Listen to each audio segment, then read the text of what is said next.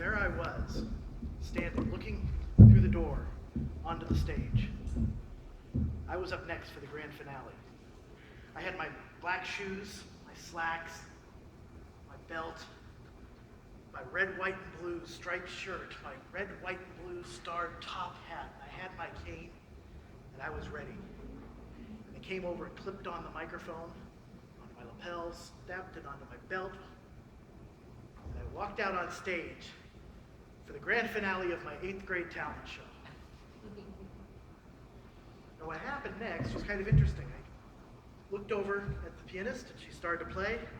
I got up there with the cane and I'm a Yankee Doodle Dandy, singing to the audience. Come to the conclusion of the song. I am that Yankee Doodle boy. Cross to the side. Lay my cane down to pick up my flag to go into my next number. You're a grand old flag. As the belt clip pops off of my belt, begins to swing. You're a high-flying flag and and here's the belt, the clip swinging from my lapel back and forth as the audience starts bursting into laughter. And eventually I begin laughing myself and stop singing. Fellow Toastmasters, it is not today that I want to talk to you about being in a talent show. What I want to talk to you about is about my mindset and how I got to that talent show.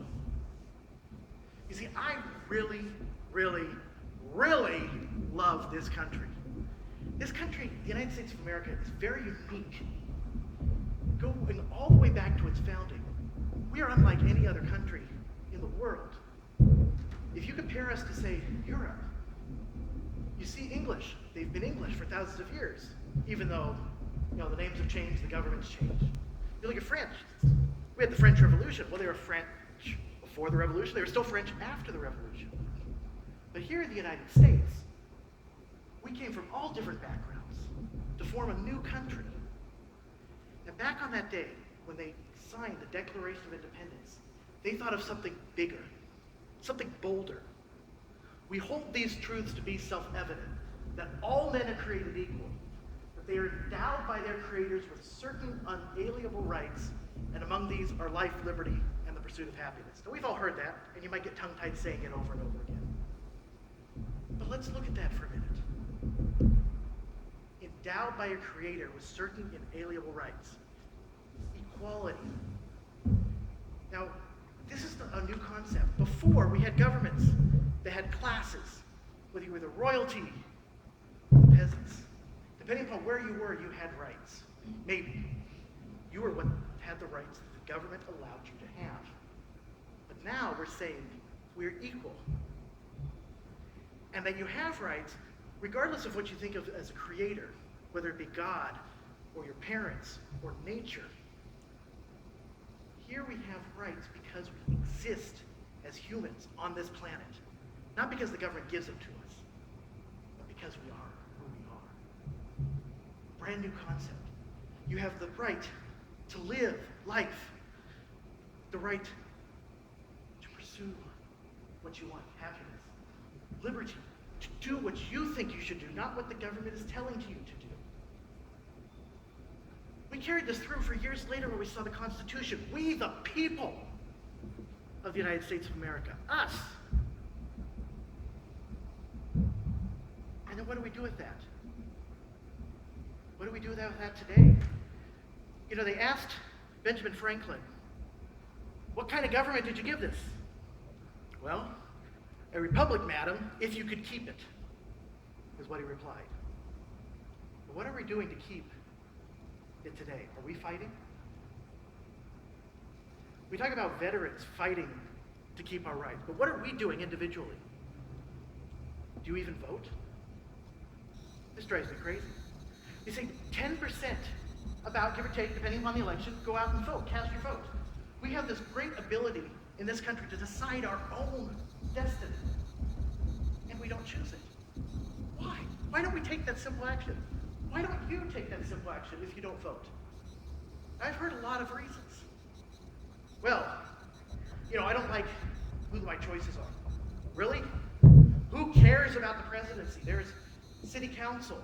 There's the mayor. These local offices matter more in your daily lives than anything that is going on at the national level. Just because the national news media only has one race to talk about nationally, doesn't mean that that's all we have to think about. And I hear things like, well, my one vote doesn't count. One vote doesn't make a difference. Oh, really? And I'm not going to talk about how, in aggregate, one vote makes a big difference. But if you're talking about those local races, I've seen races that are decided by one vote. Because one person sat down and decided not to go to the polls that day, changed who was in office for the next 2 full years. One vote makes a difference. I see people taking sides like it's a sporting event. This is my side. Yes, we have our problems, but we're going to win. We're going to beat you. Regardless of the outcome, what does that do to your life? What do we stand for? Why do we not take the simple step of vote? But I think the one that gets me, that hits home the most, is being just burned out. You ever fought for a cause? Fought for a candidate? And just it goes nowhere, and you kind of hurt here. It hurts. You feel just weakened, worn out. Which takes me back to that mindset that I was talking about when I was up on stage in 8th grade. Because this is something worth fighting for, and it's your mindset that gets you back up. Gets you back up, even if it's for that small action of going to vote. What I did that day is not stop when I laughed. Well, I stopped, but I took my belt clip, clipped it back on, looked over at the accompanist. She hit the chord. We started the song again. You're a grand old flag. You're a high-flying flag. And forever in peace may you wave. You're the emblem of the land I love, the home of the free and the brave. And is that home that we all stand for, that is worth fighting for? Even just making the one vote. So that in the words of Abraham Lincoln, a country of the people, by the people, and for the people will not perish from this earth. Madam Toastmaster.